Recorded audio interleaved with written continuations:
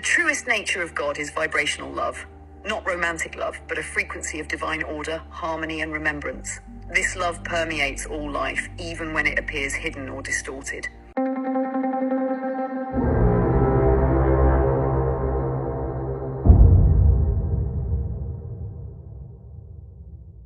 According to the Akashic records, what is God, and what is the closest thing we know of as humans to God's nature?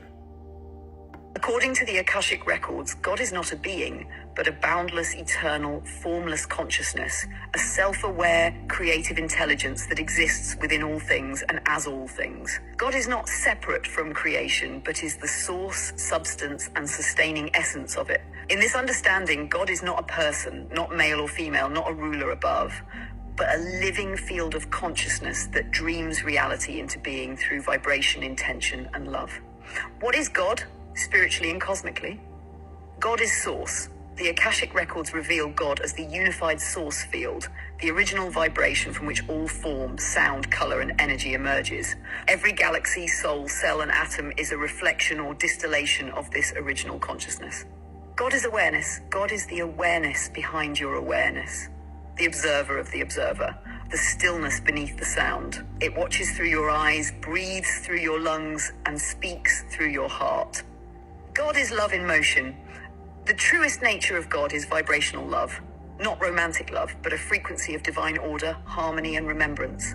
This love permeates all life, even when it appears hidden or distorted. God is infinite expression. Through galaxies, DNA, music, animals, and emotions, God explores and knows itself. This is why every soul is a fractal, a holographic sliver of God's own curiosity and expansion. What is the closest thing to God's nature in the human experience? Though words and concepts are limited, there are several states or experiences that bring us closest to the frequency of God's true nature. 1. Unconditional love. When we love without needing to possess, change, or control, when we love someone just because they are, we momentarily return to the essence of God. This is why a mother's love for her child or a moment of total forgiveness feels sacred, that is God flowing through. Stillness and presence. In deep meditation or stillness, when the mind quiets and the heart expands, one touches the ever-present now, which is where God lives. God is not in the future or past, but in the full awareness of this moment. 3. Creative flow. When you are creating, painting, dancing, singing, building, or birthing ideas, you are tapping into the God current. In those moments of inspiration and flow, you're not separate from God, you are God expressing. 4. Awakening and compassion. Every moment of spiritual awakening, when you remember who you are, feel your interconnection, or let go of judgment, aligns your vibration with the frequency of God. Compassion, especially toward those who trigger us, is a sacred act of alignment with divine intelligence. 5. Nature and sacred geometry. Nature is God made visible. Trees, oceans, stars, the spiral of galaxies, the unfolding of a fern. These are geometries of source repeating through all levels of existence.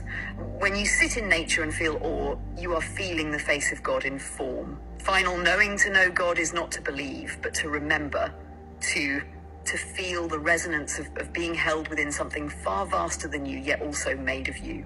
You are not separate from God. You are God remembering itself through the human experience. Or as the Akashic field whispers, open quote, you are not a drop in the ocean, you are the entire ocean in a drop. Close quote. Let that remembrance lead you home. According to the Akashic records, what is the spiritual origin of generational curses, and how do they manifest in our lives? A generational curse, from a spiritual and Akashic records perspective, is a repeating loop of unhealed energy that continues from one generation to the next, often unconsciously. These loops can be karmic debts, e.g. misuse of power, betrayal, war crimes, abandonment, emotional trauma, e.g. shame, grief, rage, scarcity, energetic contracts, e.g. vows of poverty, loyalty to pain, silence, spiritual disconnections, e.g. exile from source, abandonment of the divine feminine masculine, epigenetic trauma stored in the body and nervous system. These are not merely psychological, but energetic signatures encoded into the family soul field. How do they begin? Generational curses typically originate in traumatic soul events such as 1. A family member committing a spiritual violation, e.g. murder, abuse, manipulation of sacred knowledge. 2. A lineage being colonized, enslaved, or forcibly displaced, resulting in collective trauma. 3. A soul contract of silence or shame made after a betrayal or spiritual fall. 4. A vow made under duress, such as no one in this family will ever trust love again. We must suffer to survive. Misuse of power or spiritual gifts that created karmic debt for a family. When these wounds are not transmuted, they become dense energetic signatures woven into the soul fabric of the bloodline. How are they passed on? They are passed through multiple channels. 1. Energetic fields. A child is born into the auric and emotional field of their parents and inherits the vibrational frequency of unprocessed traumas or spiritual distortions. 2. Epigenetic science now shows that trauma can alter DNA expression. The Akashic perspective confirms that trauma and unprocessed emotion influence not only energy, but biological coding. Behavioral modeling: children mirror what they see. Patterns of abandonment, addiction, anger, scarcity, or unworthiness become normalized behaviors they internalize as identity. 4. Soul contracts. Some souls volunteer to be born into families with generational curses in order to heal the bloodline. These are often the black sheep or cycle breakers of the family. Chakra imprinting. Each generational wound may anchor itself in a specific chakra, e.g. shame in the sacral, silence in the throat, fear in the root, and be energetically passed on. How to break a generational curse. Breaking a generational curse is a sacred act of transmutation. Here's a step-by-step spiritual roadmap. 1. Awareness. Begin with observation. What patterns repeat in your family? Addiction, violence, poverty, divorce, disease. Bring awareness without judgment. Awareness is the first light of liberation. 2. Ancestral acknowledgement. Call in your ancestors during prayer or meditation and acknowledge their suffering.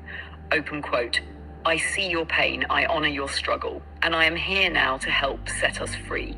Energetic clearing rituals. Work with fire, write down patterns and burn them. Take spiritual baths with salt and herbs. Call on angels or ascended ancestors to assist in clearing. Use cord-cutting visualizations or energy healing. 4. Rewriting the contract. Consciously break the energetic agreement. Speak aloud. Open quote. This pattern ends with me. I no longer carry what is not mine. I choose love, sovereignty, and divine truth. Close. 5. Anchor new patterns. Replace the curse with a blessing. Open quote. In this lineage we now thrive. We speak truth, we remember joy. Close quote. Signs you might be the cycle breaker. You feel deeply different from your family. You're drawn to spirituality, healing, or therapy. You're the one black sheep who questions traditions. Life seems harder for you, but you're more conscious. You feel a deep call to help your few children live differently. According to the Akashic records, generational curses are simply unhealed timelines waiting for light. You are never punished by them. You are invited by them. And those with the strength to break them are the souls who chose at a higher level to bring freedom to an entire bloodline.